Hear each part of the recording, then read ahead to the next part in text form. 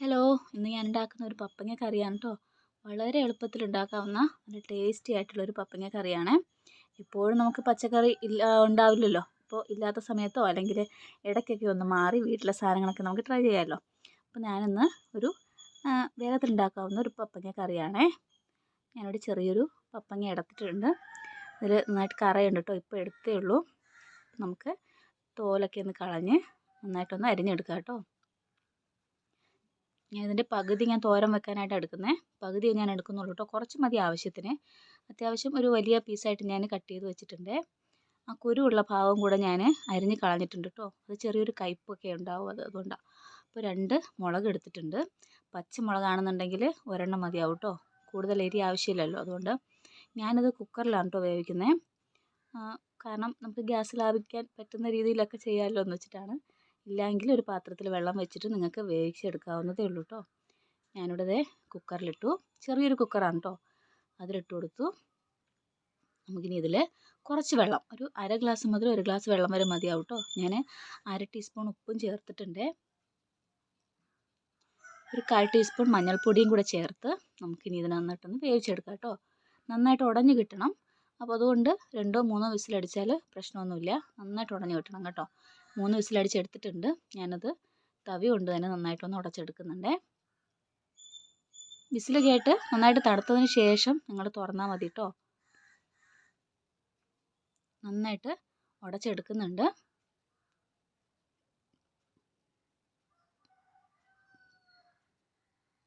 വേഗത്തിൽ ഉണ്ടാക്കാൻ പറ്റിയതാണ്. ഒത്തിരി ഇൻഗ്രീഡിയൻസിൻ്റെ ആവശ്യമൊന്നുമില്ല ഇതിൽ ഉണ്ടാക്കാനായിട്ട്.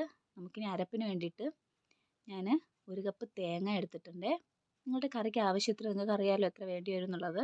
അതുപോലെ എടുക്കുക. 1 ടീസ്പൂൺ മുളക് പൊടി, 1/2 ടീസ്പൂൺ മഞ്ഞൾപ്പൊടി, 1/2 ടീസ്പൂൺ ജീരകം, 3 അല്ലി വെളുത്തുള്ളി കേട്ടോ.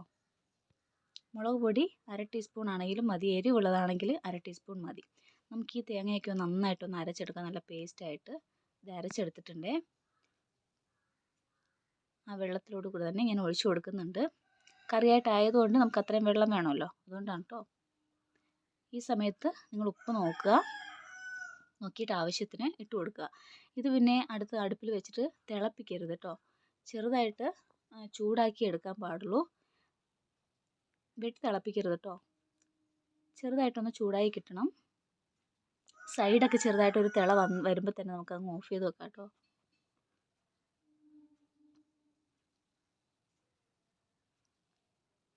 ഞാൻ 1/2 ടീസ്പൂൺ ഉപ്പും കൂടെ ചേർത്തിട്ടുണ്ട്. അടുത്ത് നമുക്ക് താളിക്കാം കേട്ടോ. ഇതിൽ ഞാൻ 1 ടീസ്പൂൺ എണ്ണ എടുത്തിട്ടുണ്ട്. 1 മുതൽ 2 ടീസ്പൂൺ ആയാലും പ്രശ്നമില്ല, എടുത്തോളൂ. വെളിച്ചെണ്ണയാണ് ഞാൻ എടുത്തിരിക്കുന്നത്.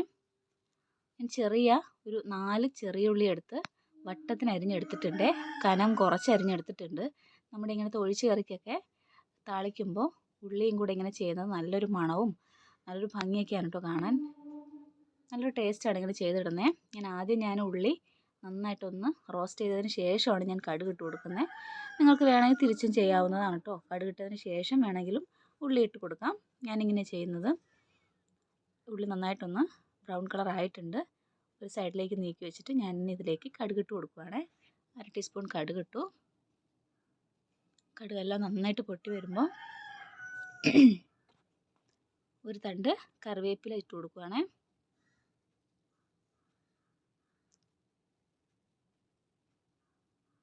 കടുകെല്ലാം നന്നായിട്ട് പൊട്ടി വരണം. കറിവേപ്പില ഇട്ട് കൊടുത്തു.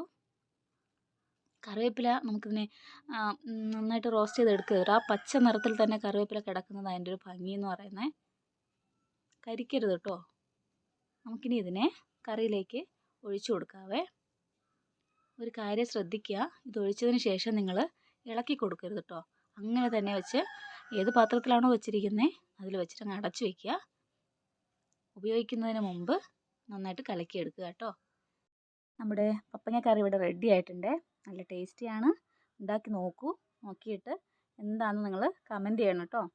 സബ്സ്ക്രൈബ് ചെയ്യാൻ ആരും മറക്കരുത്. ലൈക്ക് ചെയ്യൂ, ഷെയർ ചെയ്യൂ.